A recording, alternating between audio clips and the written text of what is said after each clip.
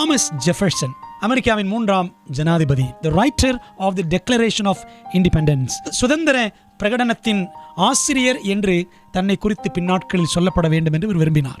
அமெரிக்காவின் 26ஆம் ஜனாதிபதியான Theodore Roosevelt, authoriser of the digging of Panama canal, Panama கால்வாய் தோண்டுவதின் ஆரம்பகர்த்தா என்று அவர் தன்னை குறித்து சொல்லப்பட வேண்டும் என்று அவர் விரும்பினார்.